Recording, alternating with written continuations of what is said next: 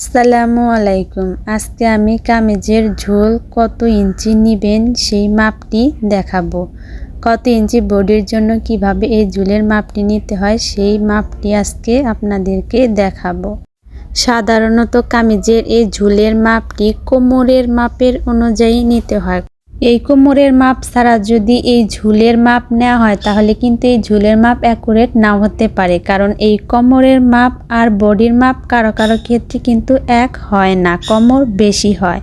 একটি কামিজে সাধারণত 3টি মাপ থাকে।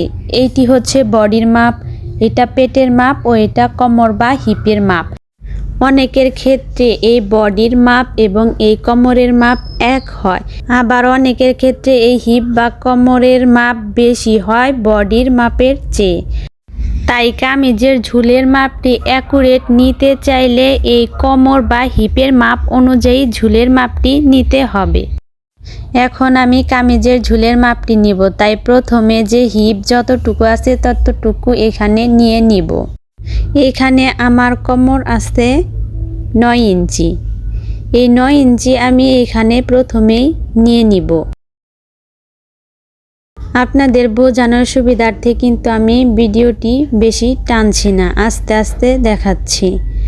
এখানে 9 ইঞ্চিতে একটি মার্জিন করে নিলাম। এখন এইখানে যে 1 ইঞ্চি বাড়তি নিয়েছিলাম মুড়িয়ে সেলাই দেওয়ার জন্য, সেই 1 ইঞ্চি এইখানেও বাড়তি নিয়ে নিব মুড়িয়ে সেলাই করার জন্য। এখানে 1 ইঞ্চিতে মার্জিন করা কমপ্লিট।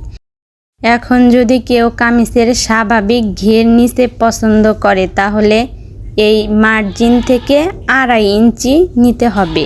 2.5 ইঞ্চি নিয়ে একটি মার্জিন করে নেব, কারণ আমি এখানে স্বাভাবিক ঘের নেব কামিজের জন্য।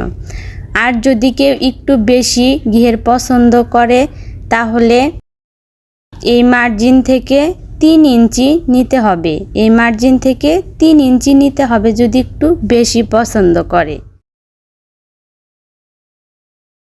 তাহলে মনে রাখতে হবে স্বাভাবিক ঘেরের জন্য এই মার্জিন থেকে 2.5 ইঞ্চি নিতে হবে। যদি একটু বেশি হয় তাহলে 3 ইঞ্চি, যদি আরও বেশি পছন্দ করে তাহলে 3.5 ইঞ্চি নিতে হবে। এখানে 3.5 ইঞ্চির বেশি নেওয়ার প্রয়োজন নেই। এখন এই চিহ্ন পর্যন্ত মিল করে এ বরাবর একটি মার্জিন করে নিব।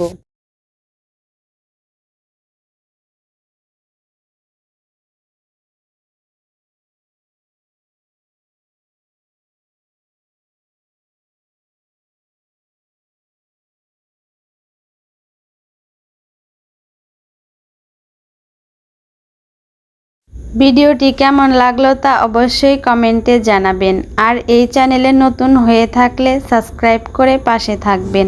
ধন্যবাদ সবাইকে।